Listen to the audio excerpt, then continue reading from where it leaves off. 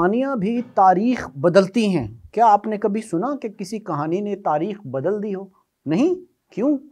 کیونکہ آپ میرے پروگرامز نہیں دیکھتے، کیونکہ ہمیشہ پروگرامز میں آپ کو ایسی ہی باتیں بتانے کی کوشش کرتا ہوں کہ جو دیکھنے میں تو کچھ نہیں لگتی لیکن انہوں نے دنیا کو بدل دیا ہوتا ہے۔ کہانیوں کے پیچھے شخصیات بھی ہوتی ہیں، اور شخصیت اگر ارسطو جیسی ہو تو پھر کہانی جو سنائی جاتی ہے اس کا اثر واقعی ایسا ہو سکتا ہے کہ اس سے انسانی تاریخ بدل جاتی ہے۔ لیکن یہ سب کیسے ممکن ہے؟ آج ہم اسی پر بات کریں گے۔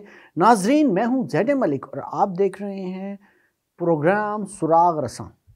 یونانی بادشاہ الیگزینڈر یا سکندر کو دنیا سکندر اعظم کہتی ہے۔ اس کی وجہ یہ ہے کہ اس نے بہت ہی کم عمر میں یورپ سے ایشیا تک اپنی سلطنت قائم کر لی تھی۔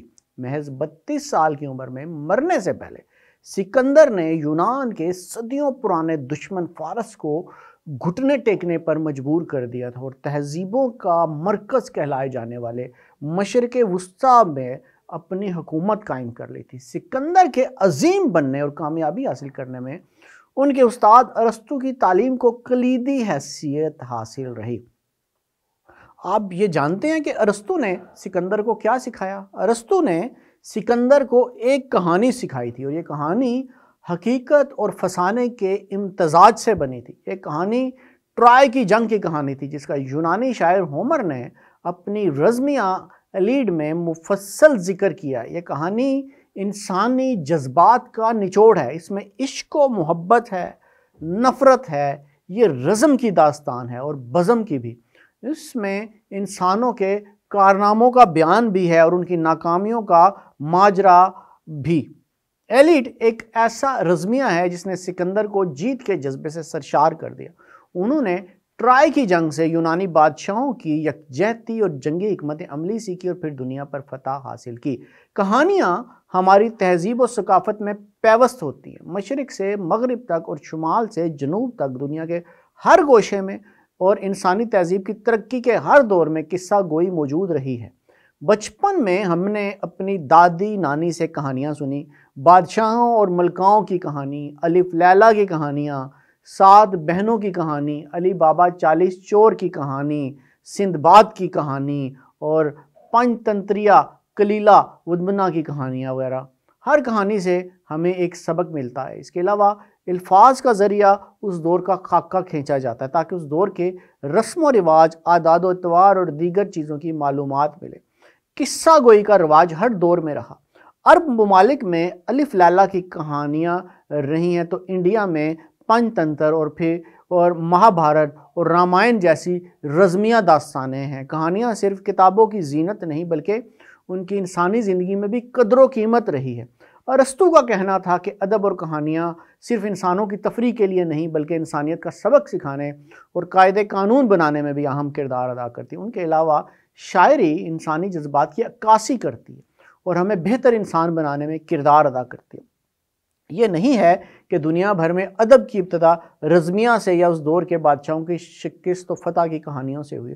بہت سی جگہوں پر ادب کا آغاز نظم و شعر سے ہوا۔ مثلاً چین میں ادب کی ابتدا میں شعر کہنے کا کام صرف شاعروں تک ہی محدود نہیں تھا بلکہ اعلیٰ عہدوں کے لیے شعر گوئی کا امتحان دینا ہوتا تھا، اور تمام بڑے حکومتی عہدیداروں کے لیے شعر کہنے اور شعر فہمی کی صلاحیت لازمی تصور کی جاتی تھی۔ چین سے متاثر ہو کر جاپان میں بھی شاعری کو خوب عروج حاصل ہوا۔ قدیم زمانے میں جاپان میں خواتین کو ادب پڑھنے کی اجازت نہیں تھی، لیکن یہاں جہاں کے مزداق پابندی کے باوجود دنیا کا سب سے پہلا ناول سٹیفا کینجی وہیں لکھا گیا، اور اس کی ناول نگار مراسا کی شکیبو ایک خاتون تھیں۔ اس خاتون نے اپنے بھائی کو پڑھتے دیکھ کر لکھنا سیکھا، پھر انہوں نے تقریباً 1000 صفحات کا شاہکار ناول لکھا۔ اس سے کلاسیکی ادب بنانے کے لیے انہوں نے اپنے ناول میں 800 کے لگ بھگ نظمیں بھی شامل کیں۔ ادب یا قصے کہانیوں کی دنیا میں انقلاب لانے کا سہرا عرب ممالک کو جاتا ہے، جنہوں نے چین سے کاغذ بنانے کی تکنیک سیکھ کر اسے ایک بہت کامیاب کاروبار کے طور پر آگے بڑھایا۔ کاغذ کی ایجاد سے پہلے کہانیاں نسل در نسل زبانی ادب کے روپ میں پہنچ رہی تھی۔ جب انسان نے لکھنا شروع کیا تو اس نے اپنے خیالات درختوں کی چھالوں اور پتوں پر درج کرنے شروع کیے، پتھروں پر کندہ کیے، کاغذ کی دریافت کے بعد سارا منظر ہی بدل گیا. عرب میں الف لیلا کی کہانیاں اس طرح یکجا کی گئیں، کہانیاں ہوں یا نظمیں یا پھر رزمیہ داستانیں، یہ سب انسانی تاریخ کا حصہ ہے.